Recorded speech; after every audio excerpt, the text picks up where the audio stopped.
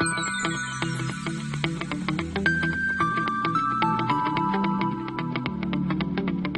students, this is Karthik Trivedi and you are watching a lecture series of engineering graphics and design with me. So in today's video, we're gonna see a cycloid. So let us see the definition of cycloid. So cycloid, it is a locus of a point on the periphery of a circle which rolls on a straight line path. So what he is actually trying to say that let us take one circle, or let us say first draw a one, let us say a road. You can say let us draw one road like this, horizontal road, or you can say let us take one line, okay, or let us take one particular string on which some circle is rolling. Or you can understand like this, there is some you can say there is some road. On road there is some circle which is rolling on the road. Let us say it is in clockwise direction. So let's say there is one point, that is let us assume one point on a circle. So as the circle rolls in a clockwise direction, that particular point is also rolling in clockwise directions. So at a let's say after some second the circle position will be different. So at that the point which you have assumed on the circle, it is also move on a circle as the circle proceeding further and further. So there will be a different position of that particular point on a circle. When it completes one revolutions, you will have a different position of that point, and when you connect all these points, you will get a one curve which is look like a cycloid. So if you don't get it right now, don't worry about it, okay. We will see the example, and after seeing the example you can easily understand what here I am trying to say. So don't worry students.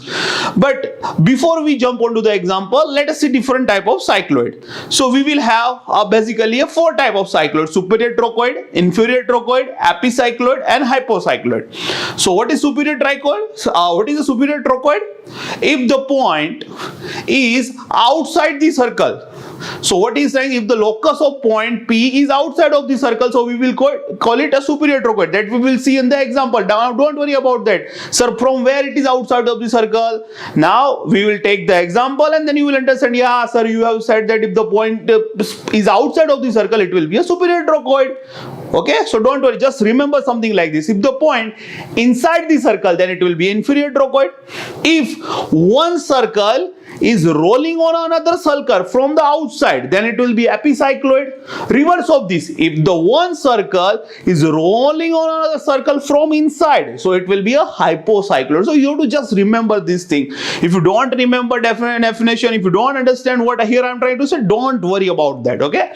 Let us jump onto the example, and through example you will understand what are the different types of cycloid and why their name is superior, inferior, epi, and hypo. Okay, so first we will see the cycloid, example of cycloid, and then you will understand what is the definition of cycloid. So first we will see the example of cycloid. So you can see the example on your screen. So example is, draw a locus of a point on the periphery of a circle which rolls on straight line path.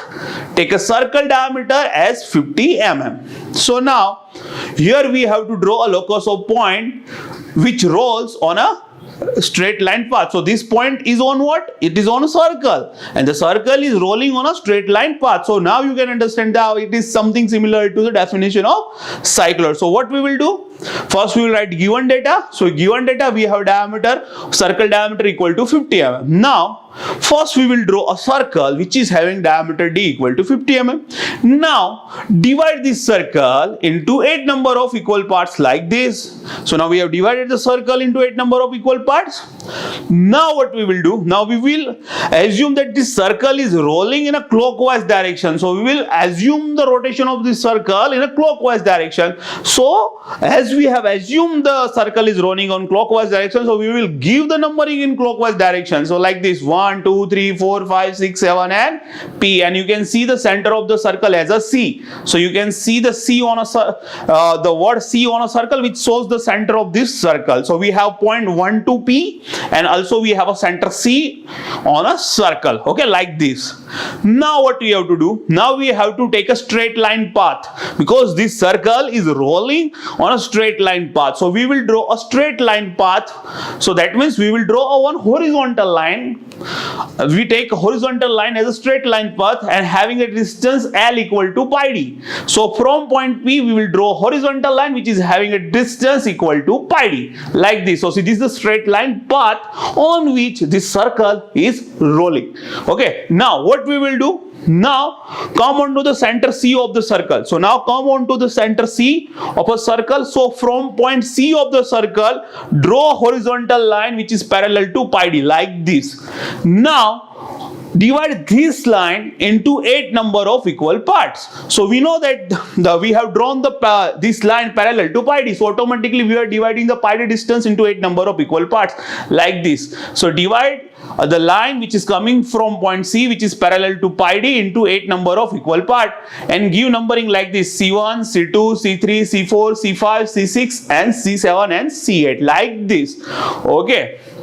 Now again I am going to repeat what I have drawn. From point C I have drawn a one horizontal line which is parallel to what? Pi d, like this. Now I divided this line into 8 number of equal part and given the numbering like this: C1, C2, C3, C4, C5, C6, C7 and C8. Okay, now what we will do? Now from every point we will draw a horizontal line. So from come on to the point 1 on a circle. Come on to the point 1 on a circle and from point 1 draw a horizontal line parallel to what? Pi d. So when you draw this horizontal line which is coming from point 1 parallel to pi d, it will automatically pass through point 7. So this line is passing through point 1 and point 7 of a circle. Same way you have to draw a horizontal line parallel to pi d from point 2 and 6, but you can see that it is automatically coinciding with the center line which we have already drawn. Now from point 3 on a circle, draw a horizontal line parallel to pi d, like this. Okay, so it will automatically pass through the point 5 on a circle. Now from point 4 on a circle, draw horizontal line parallel to pi d, like this. So basically what we have done, from every point on a circle we have drawn a horizontal line parallel to pi d, like this. As we are going to draw a horizontal line from point 1, it is all automatically going to pass through point 7. Also if you draw a horizontal line from point 2, it will automatically pass through point 6. If you draw a horizontal line from point 3, it will automatically pass through point 5. So this is how we have drawn all these horizontal line parallel to what? Parallel to pi d. Okay. So now what we will do? Now first we will mark this point P on a circle. Okay, mark this point like this. See the point P on a circle and mark the point P. So this is the first point P over here. Now what you will do? Take a distance. Now see the center C of a circle and see the point P. Okay, see the center C of a circle and see the point P. Now take a distance equal to CP. That means radius of circle, but now you can see that take a distance equal to CP. Now take a distance equal to CP and C1 as a center. So now come on to the point C1. Now take a distance. Again I'm going to repeat. Take a distance equal to CP and C1 as a center. Put an arc on a line which is passing from point 1 and 7. So whenever it will intersect, it will be a point P1. Okay. Now same procedure. Take a distance equal to CP. C2 as a center. Put an arc on a line which is passing from point 2 and 6, like this. Yes, it will be a point P2. Same way.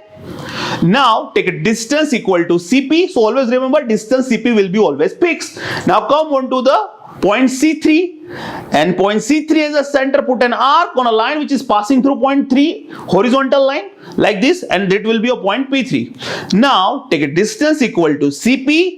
Come on to the point C4 and C4 as a center. Put an arc on a horizontal line which is passing point 4. It will be a point P4. Again take a distance equal to CP. C5 as a center. Put an arc on a line which is passing from point 5, like this. It will be a point P5 whenever intersect. Now take a distance equal to CP. C6.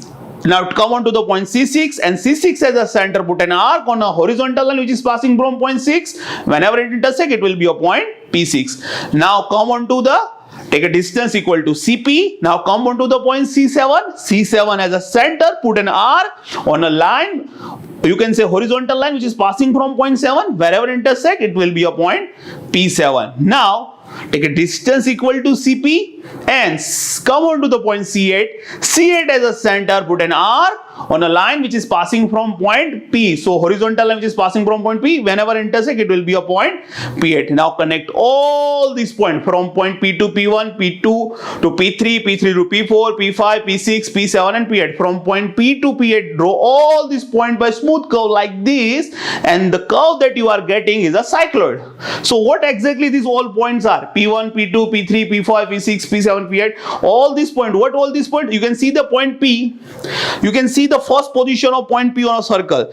As circle rolls clockwise on a straight line path, the position of point P is changing from point P to P1, from P1 to P2, from P2 to P3, and then it will come on to the P8 after one complete revolution. So you can see it is a locus of a point on a circle when a circle rolling on a straight line path. So this is the definition of cycloid. So that's why I've told you that after solving the example you can easily understand what is cycloid. Okay, so that's why in engineering drawing it is very easy. First you will solve the example and then you will understand what is definition. So now you can see the definition of cycloid. It is a locus of a point on a periphery of circle which rolls on a straight line path. Now I think you will understand what exactly the cycloid is. I hope you will like this video. Have a nice day. Bye.